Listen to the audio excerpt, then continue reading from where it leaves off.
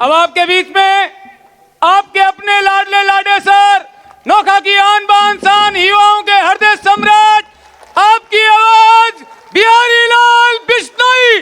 जोरदार तालियों से स्वागत।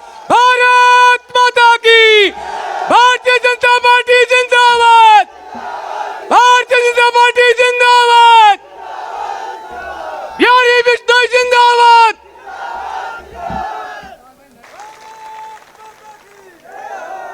भारत माता की, भारत माता की, वंदे वंदे। बाया जी के इस पवित्र चौक में, पंचारिया चौक में, नोखा शहर में आज जिधर देखो, इस चौक के चारों कोनों में देखो, चाहे शहर की सारी सड़कों पर देखो, तो केसरिया ही केसरिया दिखाई दे रहा है। ऐसा लगता है कि 2014 में जब नरेंद्र भाई के मोदी जी के नेतृत्व में आपने 30 वर्षों बाद दिल्ली में भारतीय जनता पार्टी के नेतृत्व में स्थायी सरकार बनाई,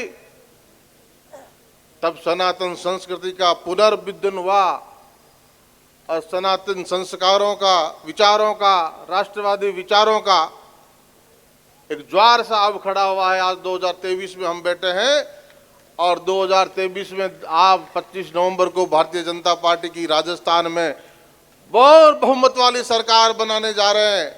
उसके लिए पूरा नोखा गांव खेत कल्याण से यहाँ शहर में आया है। शहर के हजारों कार्यकर्ता साथ जुड़े हैं।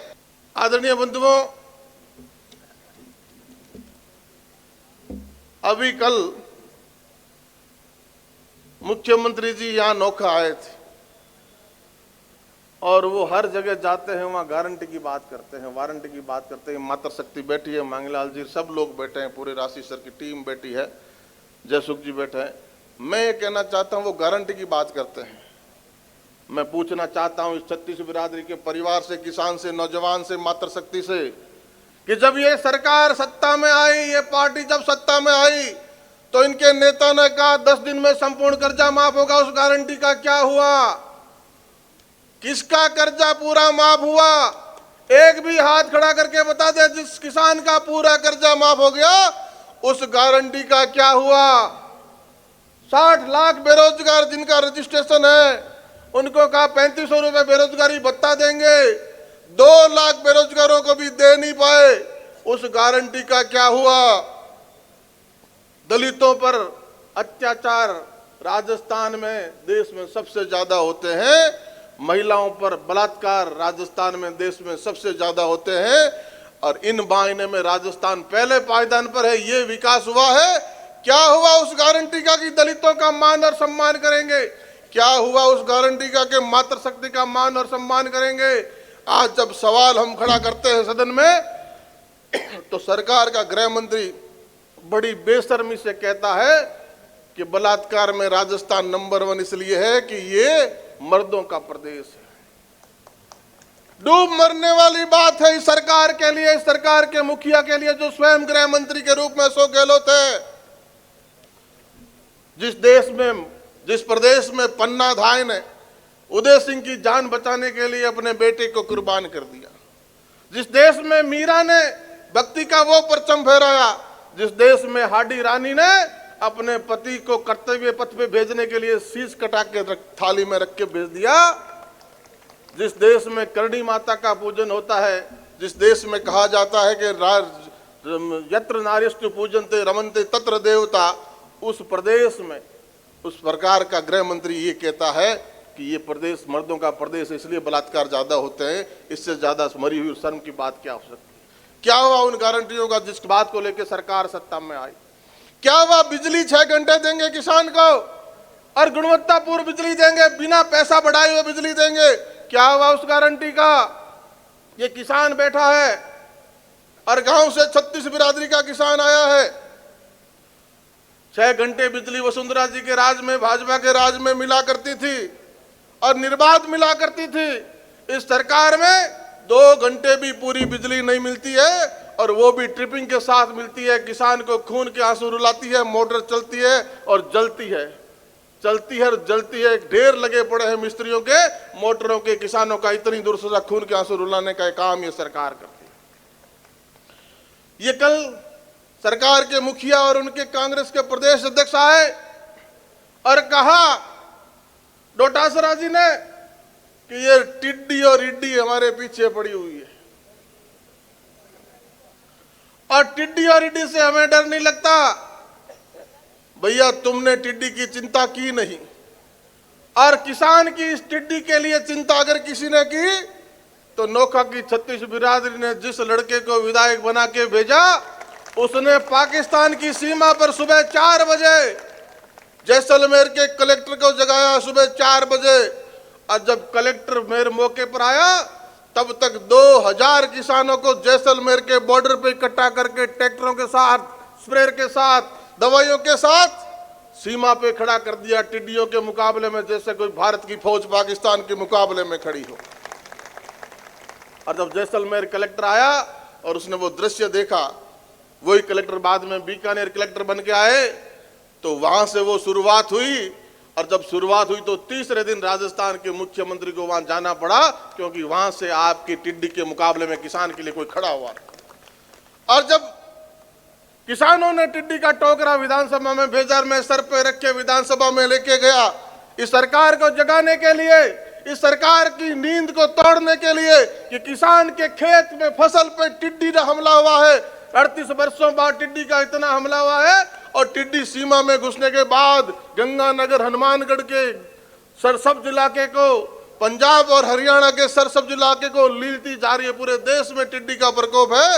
राजस्थान की सरकार इसकी चिंता करे, राजस्थान की सरकार कुंभकर्णी नींद से जागे। और ये जो कहते हैं डोटासरा जी के टिड्डी से डर नहीं लगता, जब टोकरा लेके गया तो इस सरकार के 4 मंत्रियों ने कहा नोखा विधायक पे मुकदमा दर्ज होना चाहिए कि ये टिड्डी का टोकरा राजस्थान की विधानसभा में लेके आए।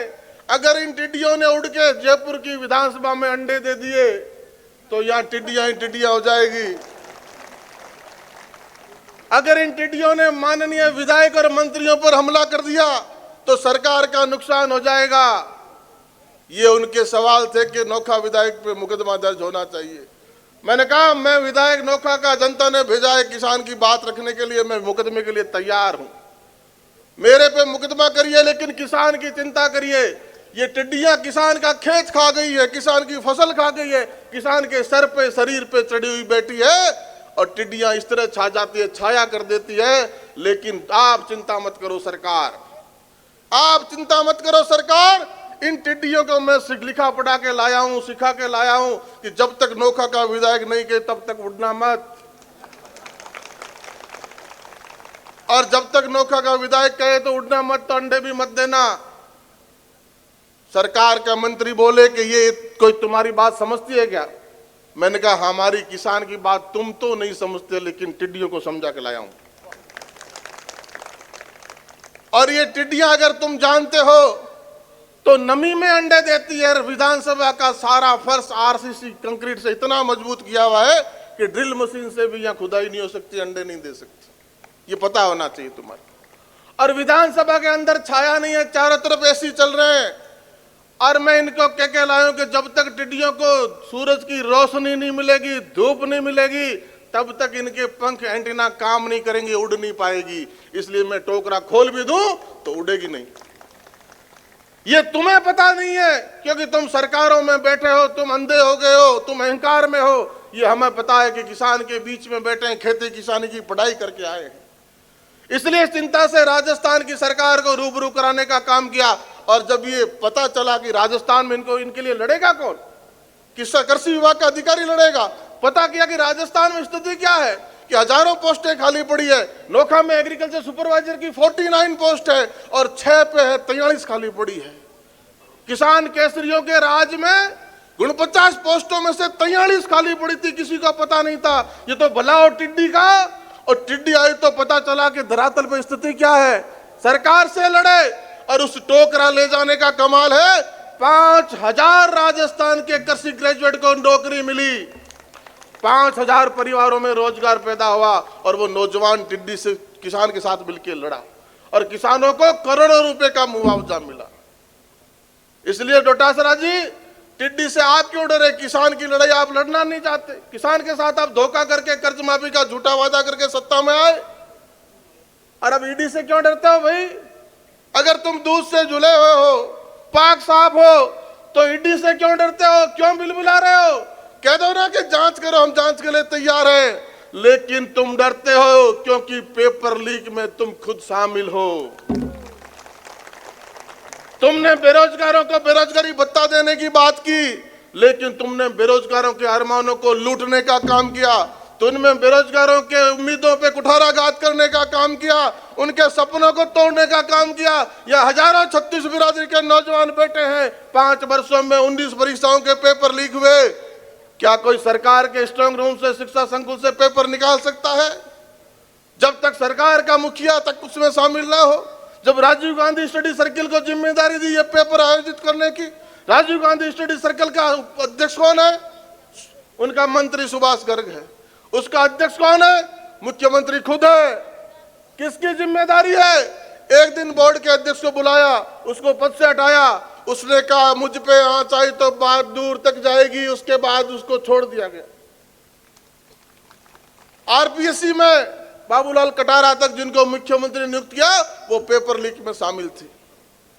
और कांग्रेस के बड़े बड़े नेताओं के साथ इन पेपर माफियाओं की फोटोएं वायरल हुई। उनके कितने गाढ़े संबंध थे ये सारी दुनिया के सामने पता है। लेकिन छोटी मछलियों को मार के बात करनी तीसरी करने वाली सरकार के मुखिया तक इसमें संलिप्त है और करोड़ों अरबों रुपए का घोटाला व्यापार पेपर लीक पे करने का काम किया। इस सरकार से कोई पूछे, एक 70 लाख बेरोजगारों पे कुठाराघात हुआ। इन 70 लाख नौजवानों को उनके माता पिता ने किन अरमानों के साथ जयपुर की कोचिंग में भेजा होगा, कोटा की कोचिंग में भेजा होगा, बड़े शहरों की कोचिंग में भेजा होगा, कितनी मेहनत से उस किसान ने पैसा बटोरा होगा, उन पैसे से बेटे को पढ़ाने का सपना देखा होगा। जब बेटा सब पेपर देने गया और पेपर दे के बाहर निकला तो खबर आई कि पेपर आउट हो गया, परीक्षा रद्द हो गई, दोबारा होगी। क्या बीती होगी उस मार बाप पर जिसने उसको पूरी ताकत से पढ़ने भेजा होगा? ये दोषी है, हत्यारी है उन 70 लाख बेरोजगारों के अरमानों की ये सरकार। उनके माता पिता से करोड़ों जन से करोड़ों की आबादी की ये दोषी है सरकार। इसलिए क्या हुआ उन गारंटियों का? ऐसी सरकार ने जिन किसान नौजवानों के साथ धोखा किया, इसको उखाड़ फेंकने का मौका 25 नवंबर को आपको हमको मिला है। अब ये नौजवान चुकेगा नहीं, ये ना इसके परिवार वाले चुकेंगे। ऐसा बटन दबाएंगे जालम सिंह जी, इस सरकार को कहीं दूर दूर तक रास्ता नहीं मिलेगा। बड़े दम से इनके अध्यक्ष बोले कि आरएसएस को हम खत्म कर देंगे। ये आरएसएस देश को बर्बाद कर रही है। अरे डोटासरा जी, अशोक गहलोत साहब, तुमने आरएसएस पे 4-4 बार प्रतिबंध लगाने का काम किया। यह हमारा वैचारिक परिवार है और आज दुनिया में सेवा के लिए, समर्पण के लिए कोई संगठन अगर जाना जाता है तो उस संगठन का नाम आरएसएस है, राष्ट्रीय स्वयंसेवक संघ है, जो इस सनातन संस्कृति के लिए लड़ता है, इस भारतीय प्रतिमानों के लिए लड़ता है। और जिस विचार ने 500 बरस तक आरएसएस तब बना भी नहीं था, तब साधु संतों ने जो संघर्ष किया कि हमारे आस्था के प्रतीक मर्यादा पुरुषोत्तम राम, उनको मान मिलना चाहिए। उनके मंदिर को तोड़ के बाबरी मस्जिद बनी थी, वहां रामलला का मंदिर बनना चाहिए। संघर्ष आज का नहीं, हमारे जीवन का नहीं, 500 बरसों से संघर्ष चल रहा है। अनेकों साधु संतों की कुर्बानियां हुई। कार सेवा में भी नोखा के बीकानेर के कोठारी बंधु शहीद हुए, आप सब जानते हैं। और गांव में जाओगे तो 1 ईंट 1 रुपया लगने वाले ये हमारे बुजुर्गों से भी कई बुजुर्ग मिल जाएंगे जिन्होंने 92 में उस ढांचे को ढालने का काम किया। आज जब विचार की ताकत इतनी बढ़ी कि देश में नरेंद्र भाई मोदी सत्ता में आए और उन्होंने लगातार स्पीडी ट्रायल के साथ जब काम किया, तो सर्वे में, अंकेक्षण में, आर्कियोलॉजी में ये प्रमाण आए कि राम का मंदिर यहीं था। और 500 बरस हिंदुस्तान में, हिंदुओं के देश में, हमें राम अपने मर्यादा पुरुषोत्तम के मंदिर बनाने के लिए संघर्ष करना पड़ा हो। कल्पना कर लीजिए क्या बात थी, कितनी कुर्बानियां देनी पड़ी। और आज ये जो कांग्रेस के लोग कहा करते थे कि भाजपा वाले कहते हैं रामलला हम आएंगे, मंदिर वहीं बनाएंगे, लेकिन तारीख नहीं बताएंगे। वो कोर्ट का फैसला हुआ, भगवान राम के सनातन संस्कृति के पक्ष में हुआ। आज आपके पैसे से, आपके दी हुई अर्थ योग से रामलला का भव्य मंदिर बन रहा है और तारीख भी तय हो गई है 22 जनवरी 2024। जब आप राजस्थान में डबल इंजन की सरकार बना देंगे तो आप सबके स्वागत के लिए 22 जनवरी 2024 में उत्तर प्रदेश में योगी जी, मोदी जी खड़े हैं। और ये सौगात हमारे प्रतिभानों की हमें मिलने वाली है। इसलिए डोटासरा जी, आप खत्म हो जाएंगे, हम खत्म हो जाएंगे, लेकिन ये विचार खत्म नहीं होगा। कितने ही प्रतिबंध लगा लो आरएसएस पे, इस विचार को तुम जितने रोकने की कोशिश करोगे, विचार उतना ही प्रबलता से आगे बढ़ेगा। और इस विचार में समर्पण है, सेवा है, व्यवस्था परिवर्तन, भारत माता के वैभव को ऊंचा करने का प्रण है, जो तुम में नहीं है। किसान, बेरोजगार नौजवानों की बात, बिजली पे किसान रोया, वो बात आप सबके सामने। आपने आशीर्वाद दिया, आपकी चौपाल पे आया, हर गांव में कहा कि 70 वर्षों से नहर के पानी की मांग है, और आपकी चौपाल पे वादा करके आया था आप आशीर्वाद देंगे, विधायक बने के सबसे बड़ी पंचायत में भेजेंगे। तो मैं भागीरथ तो नहीं जो गंगा ले आऊंगा, लेकिन भागीरथ और बिहारी की राशि एक नहर का पानी जरूर लाऊंगा। 70 वर्षों में लोगों ने बात ही बात की है, काम नहीं किया। मेरी धरती नौका के अंदर से नागौर पाइप से पानी गया, जायल डीडवाना पानी गया, हम प्यासे के प्यासे रहे। आपने ताकत दी, विपक्ष की सरकार होते हुए भी। जब 19 में आपने नरेंद्र भाई मोदी को दोबारा दिल्ली में बिठाया, 15 अगस्त 19 को लाल किले की प्राचीर से जल जीवन मिशन की घोषणा हुई, हर घर को 24 तक नल से जल देंगे। पूरी ताकत के साथ इस सरकार से लड़े। और मुकाम में जब मुख्यमंत्री आए, इस बात को जब कहा, लाखों लोगों ने जो तालियां बजाई, लाखों लोगों ने जो रिस्पॉन्स दिया, मुख्यमंत्री जी के भी कान खड़े हो गए। पास बिठा के बोला, पूछा कि क्या बात है। मैंने कहा वही बात है जो मैं पानी 2 बार से आपसे मांग रहा हूं, आप बजट का हवाला देके मना करते जा रहे हैं। अब दिल्ली की सरकार आधा पैसा आपको दे रही है, जनता की ये मांग है, मुख्यमंत्री को भी मानना पड़ा और मंजूर करना पड़ा। और भारत की सरकार से आधे पैसे मिले, आधे प्रदेश से।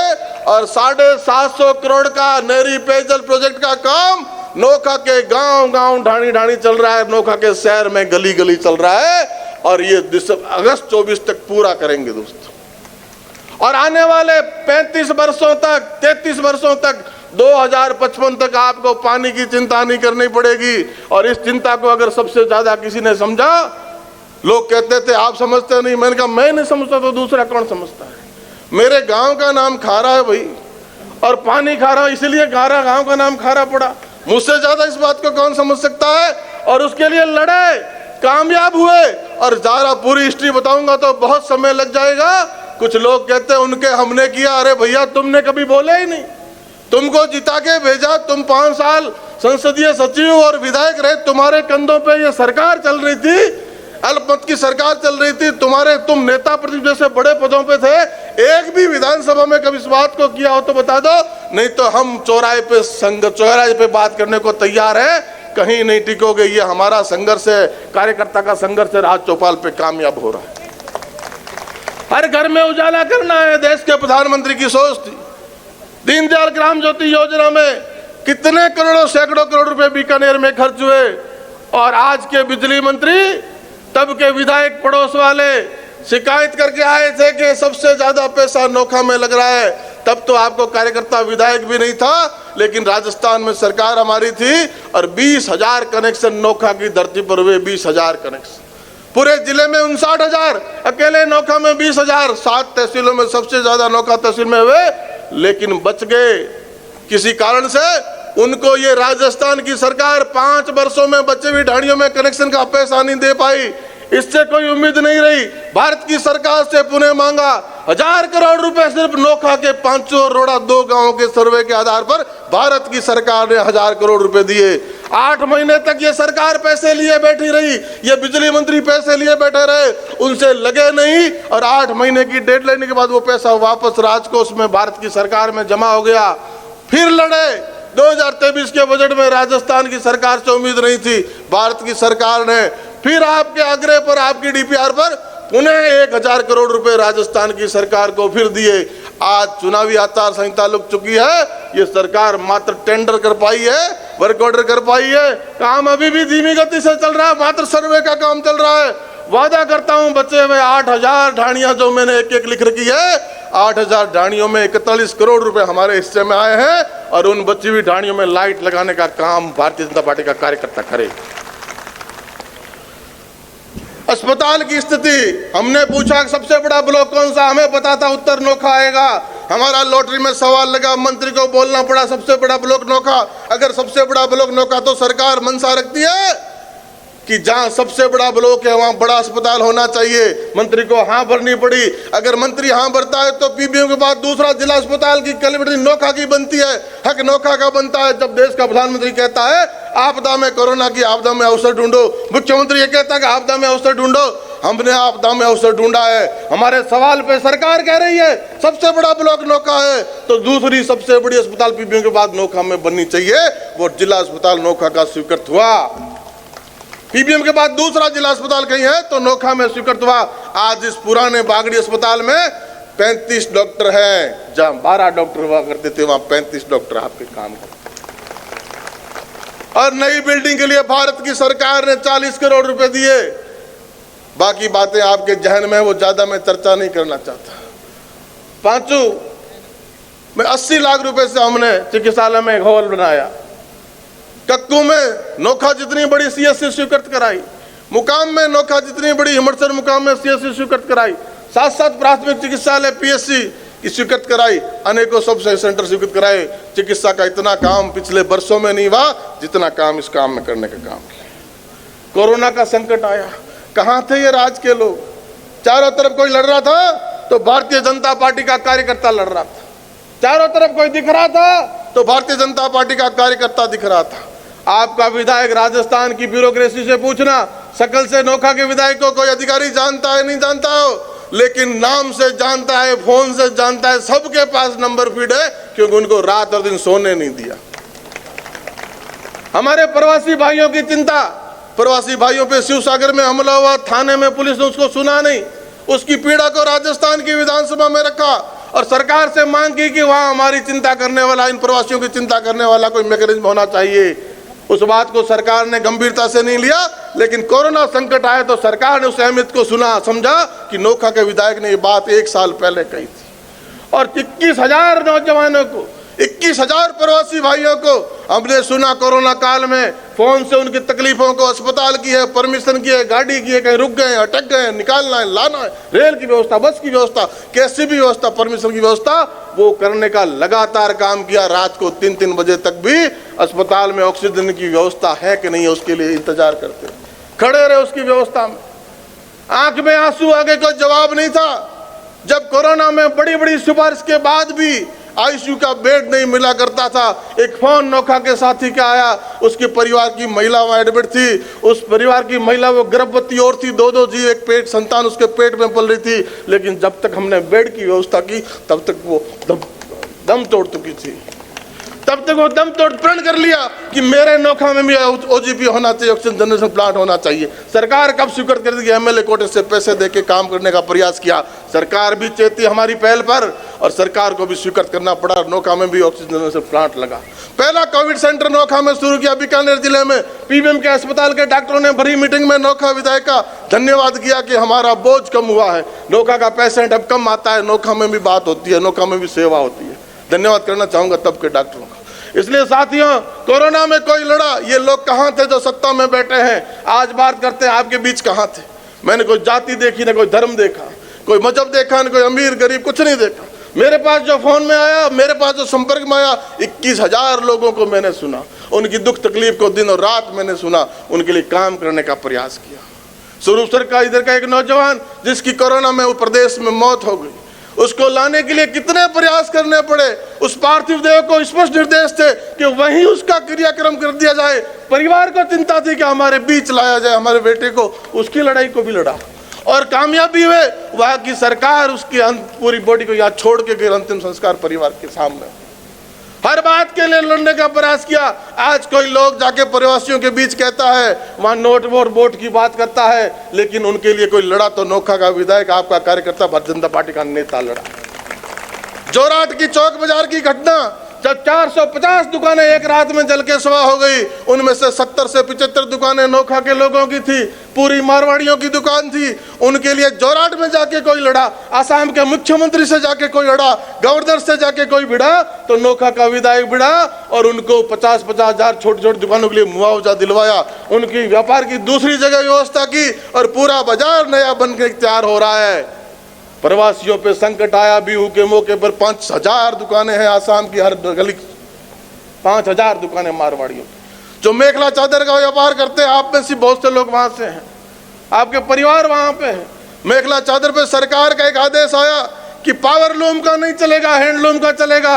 अरबों रुपए का स्टॉक उनकी दुकान में डंप हो गया। उन्होंने याद गया, आसाम की धरती पर गया, उनकी लड़ाई सरकार से लड़ी और उसमें भी कामयाब हुए कि इस बरस तो त्योहार के मौके पे इनको छूट मिलनी चाहिए, कोर्ट में जाने का मौका मिलना चाहिए। वो छूट मिली, उनका अरबों का रुका हुआ स्टॉक क्लियर हुआ, उन व्यापारी साथियों को मदद मिली। उनके लिए संघर्ष में हर जगह चौराहे तैयार रहे।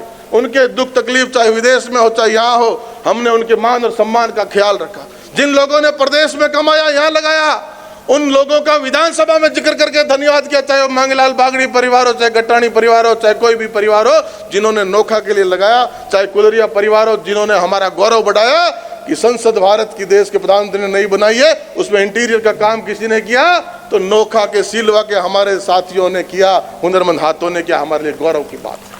और नोखा का विधायक होने के नाते मैं उनके लिए विधानसभा में उनका जिक्र करता हूं। नोखा का विधायक होने के नाते मैं विधानसभा में जिक्र करता हूं कि मेरे नोखा में शहीद कालूराम शहीद हुए, अस्पृश्यता के खिलाफ 50 वर्ष पहले लड़े, उनकी प्रतिमा लगी है, जो अनटचेबल के खिलाफ लड़े, समाज के भेद मिटाने के खिलाफ लड़े। मैं नोखा के तिलोकदास छात्रावास में स्वामी तिलोकदास जी की बात राजस्थान की विधानसभा में करता हूं, इसलिए करता हूं कि 50 वर्ष पहले किसी अनपढ़ संत ने, बिना पढ़े लिखे व्यक्ति ने समाज से 1-1 रुपया लेके बच्चों को पढ़ाने की व्यवस्था छात्रावास में की, दलित समाज आगे बढ़े। मैं उसका जिक्र राजस्थान की विधानसभा में करता हूँ। लोग कहते हैं कि विष्णु विधायक बन जाएगा तो ये हो जाएगा वो हो जाएगा। ये आपने विधायक बनाया, जाति तो मुझे जन्म के साथ मिली, मेरा कोई सरोकार नहीं था। आपको मुझे जो जाति मिली, जो विधाता ने तय कर दी, लेकिन 5 बरस आपके बीच में काम किया है। जो लोग डर बताते थे उनसे पूछ लीजिए कि आपके बिहारी ने आपको कभी ओढ़ने का मौका दिया क्या? अरे गुरु महाराज ने सैकड़ों बरस पहले 29 समाज को बनाया, और जो समाज जाति से राजपूत गुरु महाराज को भगवान की तरह पूजता है, और 36 बिरादरी जो 29 नियम माने वो विष्णु हो गया, उस बने हुए समाज का कार्यकर्ता हूं। और मुझसे भी बड़ा विष्णु ये रामदयाल मेघवाल आपके बीच बैठा है, जो 4 बजे नहाता, मैं तो कभी 8-9 बज जाते हैं नहाने में, ये 4 बजे नहा के मंदिर की पूजा पाठ करता है। मुझसे बड़ा विष्णु ही है, मुझसे बड़ा सिनानी है। ये बाडिया में फेफाराम नायक बैठा है, 120 शब्द उसको कंठस्थ है, मुझे तो 20 ही नहीं है, उसको 120 कंठस्थ है। इसलिए अणकेसर का है, ये सरपंच साहब के रणकेसर माटिया की कीमत मान लिया। तो ये है, ये गंगा जमुनी तहजीब है, ये हमारा परिवार है 36 बिरादरी का। और इस अभी मैं पत्रकारों से मिलके आ रहा था, पत्रकारों ने पूछा कि कितने देवी देवताओं को मनाया। मैंने कहा जितने देवी देवता हैं, 33 कोटि देवी देवता हैं, उनको प्रणाम करके आया हूं। और अब उन 36 कोटि देवी देवता के बीच जा रहा हूं, तो 36 बिरादरी का परिवार बैठा है। ये मेरा जनता जनार्दन है, ये मेरा भगवान है, मैं इसका नौकर हूं। आपने जिम्मेदारी दी, तेरा तुझको अर्पण क्या लागे मेरा, जो कोटा मिला, जो संसाधन मिले वो आपको समर्पित कर दिए, और आपके लिए दिन और रात खड़ा रहा। आप तुलना करना, जैसा श्रीनिवास जी ने कहा कि भाई कन्हैयालाल जी को आपने मौका दिया, 5 वर्ष संसदीय सचिव और सरकार उनके कंधों पे चल रही थी। आदरणीय रामेश्वर जी को मौका दिया, बड़े पोस्ट नेता प्रतिपक्ष रहे। मैं तो कुछ भी नहीं हूँ, एक सेवक हूँ, एक विधायक मात्र हूँ, सरकार नहीं है। लेकिन जो लड़ाई आपके हक की राजस्थान की विधानसभा में आपके कार्यकर्ताओं ने लड़ी है, मुझसे पहले 14 विधायकों का रिपोर्ट कार्ड भी निकाल के देख लीजिए, और सामान्य सीट पे इन दोनों का रिकॉर्ड निकाल के भी देख लीजिए, आपके फोन पे मिल जाएगा। फिर तुलना करके वोट दे देना। और राजस्थान में भारतीय जनता पार्टी की सरकार बनना निश्चित है, उसमें नोखा की भागीदारी होगी। आपका कार्यकर्ता वहां होगा, आपके बचे हुए कामों की लड़ाई हम लड़ेंगे। आपके सड़क के, बिजली के काम इतने करने का प्रयास किया है, उन कामों में कोई रुकावट ना हो, कोई अड़चन ना आए, सरकार में भागीदारी होगी, उनको गति से पूरा करेंगे और बचे हुए कामों को भी पूरा करेंगे। मैं कल नोखा शहर के 40, 41 और 42 वार्ड में गया, वहां घरों में पानी निकल रहा है। उनका ओलबा है कि हमारे ये क्या है, आपने क्या किया। मैं उनको बताया, आपने विधायक बना के भेजा तो पहले एक बात तय करो, आपकी इन समस्याओं के लिए दोषी कौन है। आज कानपुरा के 4 वार्डों में घरों में पानी निकलता है, पानी भरा रहता है। ये उगमपुरा की स्थिति गलियों की देख लो, ये मौनपुरा के साथी पार्षद बैठे हैं, वहां की स्थितियां देख लो, और जोरावरपुरा की स्थितियां देख लो। ये गांव के लोग बैठे हैं हजारों की संख्या में, शहर के साथी बैठे हैं हजारों की संख्या में। ये कुछ लोग गांव में जाएंगे कि हमने नोखा में वो किया, नोखा में ये किया। जाते हुए नोखा की सड़कों की स्थिति देख के जाना मेरे गांव वालों, नोखा की स्थिति सड़कों की भी देख के जाना, रोडों की, पानी बिजली की भी देख के जाना। अगर कानपुरा में, मौनपुरा में, उगमपुरा में, जोरावरपुरा में जहां 80% आबादी बसती है, उन आबादी की स्थिति देख के जाना। उसके लिए दोषी कौन है? जिन्होंने बिना आगे ट्रीटमेंट प्लांट की व्यवस्था किए हुए सीवरेज डाल के विकास पुरुष बन गए। 4-5 वर्षों में, 10 वर्षों में पानी भर गया, वो पानी घरों में वापस निकलता है, चूल्हों में वापस निकलता है, बैक प्रेशर मारता है, घर में रह नहीं सकती माताओं बहनों की हालत खराब है। उसके लिए दोषी कौन है वो तय करना। आपने विधायक बना के भेजा तो राजस्थान की विधानसभा में इस बात के लिए लड़ा और सरकार को मनवाया, और भूमि संबंधी रिपोर्ट आते ही एडीबी से 155 करोड़ का प्रोजेक्ट सैंक्शन कराया। आज नोखा में नहरी पेयजल का और सीवरेज सिस्टम का काम चल रहा है, और सरकार बनते ही इस काम को गोली की गति से पूरा कराएंगे और नोखा के मान और स्वाभिमान को और ऊंचा ले जाएंगे। लंपी का संकट आया, कौन खड़ा था? पशुपालक जो बेजुबान है, बोल नहीं सकता। लंपी में गायें कितनी काल कवलित हुई। आप गाय पालने वाले लोग हो, सनातन संस्कृति को मानने वाले लोग हो। गाय के लिए राजस्थान की सरकार के सामने सबसे ज्यादा कोई लड़ा, लंपी के संकट में सरकार को जगाने का किसी ने काम किया तो वह आपके नोखा के विधायक जो आपने बना के भेजा, उसने सदन में बड़ी मुखरता से किया, और उसी का नतीजा है। और वैज्ञानिकों के साथ जिस तरह देश का प्रधानमंत्री कोरोना की वैक्सीन बनाने के लिए वैज्ञानिकों की पीठ थपथपा रहा था, उसी तरह लंपी में मेरे साथ पढ़े लिखे डॉक्टरों ने, जो हिसार अस्पताल काम करते हैं, अनुसंधान करते हैं, जो लंपी की वैक्सीन पे बरसों से काम कर रहे थे, उनके साथ खड़ा हुआ। उन्होंने कहा कि हम तैयार कर रहे हैं, 15 दिन में बना लेंगे, 1 महीने में बना लेंगे। उन्होंने देसी वैक्सीन बनाई और भारत की सरकार से उसको लॉन्च करवाया। भारत की सरकार से, भारत की सरकार में केंद्र के मंत्रियों के साथ राजस्थान का एकमात्र विधायक कोई साथ खड़ा था तो वो नोखा का विधायक खड़ा था। और राजस्थान की 200 विधानसभाओं में अगर गोट बॉक्स इंजेक्शन तो हमने केंद्र से लाखों दिलवाए लगे होंगे, लेकिन देसी वैक्सीन को लंपी की जो 99% एक्यूरेट है, वो अगर राजस्थान में किसी विधानसभा में लगी तो 50,000 वैक्सीन मात्र नोखा में लगी, किसी दूसरी विधानसभा में नहीं। तो ये बातें हैं जो लंपी के संकट में आपके बीच में खड़ा रहा, कोरोना संकट में आपके बीच में खड़ा रहा, टिड्डी के संकट में आपके बीच खड़ा रहा। ये लोग कहां थे? इसलिए मैं कहना चाहता हूं भाइयों, आज जो हमारे सामने लोग हैं, वो लोग हमारे बीच आए हैं कुछ, और किन किन के पास रिमोट कंट्रोल होगा? हर गांव में 1-1 रिमोट कंट्रोल होगा, आप तुलना कर लेते। और तीसरे जो लड़ रहे हैं उनका तो कोई लेना नहीं। जैसा अभी सुरेंद्र सिंह शेखावत जी कह रहे थे, वो कभी इस दिल में, कभी उस दिल में, कभी उस दिल में, कभी इधर कभी उधर, तो उनसे भी सावधान रहने की जरूरत है। वोट बहुत कीमती है, 1-1 वोट की बड़ी कीमत है। और वो कहेंगे हम तो एक थेपड़ी के हैं। भैया, एक थेपड़ी के चक्कर में इन बच्चों की पीढ़ी पड़ी, इनकी उम्र बर्बाद मत कर देना, इनके भविष्य से खिलवाड़ मत कर लेना। कोई एक थेपड़ी के चक्कर में आके नोखा के भविष्य पे चोट कर दे, ऐसा मत करना। मेरे भगवान, मेरे मतदाताओं, जनता जनार्दन, आपका कार्यकर्ता आपके सामने खड़ा है, अपना रिपोर्ट कार्ड लेके खड़ा है। मेरी कॉपी जांचने वाले मास्टर आप हो, जनता जनार्दन आप हो। पूरी साफ नियत से, निष्पक्षता से, ईमानदारी से कॉपी जांच के निर्णय करना। और ये जब निर्णय करोगे तो मैं आपसे वादा करता हूं कि मेरे जीवन का हर क्षण, मेरे शरीर का हर कण आपकी पीढ़ियों की संवारने में लगा दूंगा, आपके नोखा के मान और सम्मान को ऊंचा करने में लगा दूंगा। इसलिए आप सबको मैं ज्यादा लंबी चौड़ी बात नहीं करूंगा, गांव की चौपालों पे आऊंगा। पूरी ताकत से जुटना, 100% मतदान करना है, 100% मतदान की कोशिश करनी है। बाहर है उनको बुलाना है और पूरी ताकत से भारतीय जनता पार्टी का कमल खिलाना है। जालम सिंह जी आपके बीच में आए विश्वास लेने के लिए कि इनकी नेतृत्व में जिले की 5 विधानसभाओं में भारतीय जनता पार्टी का कमल खिलेगा और राजस्थान में डबल इंजन की सरकार बनेगी। अब आपके नेतृत्व में आपके साथ हम अंबेडकर सर्किल तक एक रैली के रूप में चलेंगे। शहर में हर घर में लोग पुष्प लिए हुए आपका इंतजार कर रहे हैं, हर घर में आपका इंतजार स्वागत से फूलों से करने के लिए खड़े हैं। आप सब व्यवस्थित तरीके से, आप सब अनुशासित तरीके से मात्र आधे घंटे का समय और निकालेंगे और ये जो 36 बिरादरी के परिवार नेता बैठे हैं यहाँ, ये परिवार बैठा यहाँ, मैं इस परिवार का सर झुका के प्रणाम करता हूँ कि आपने समय निकाला। आप पूरी ताकत से अपने बूथ जीतने में लगना है। बूथ जीता चुनाव जीता और बूथ के लिए पूरा काम करना है। आप सब नियम से और तरीके से पूरे व्यवस्था से चलेंगे। जय घोष के साथ, भारत माता की जय के साथ, जय श्री राम के नारों के साथ, वंदे भारत वंदे मातरम के नारों के साथ, नरेंद्र मोदी जिंदाबाद के नारों के साथ आगे बढ़ेंगे और भारतीय जनता पार्टी की सरकार बनाने का काम करेंगे।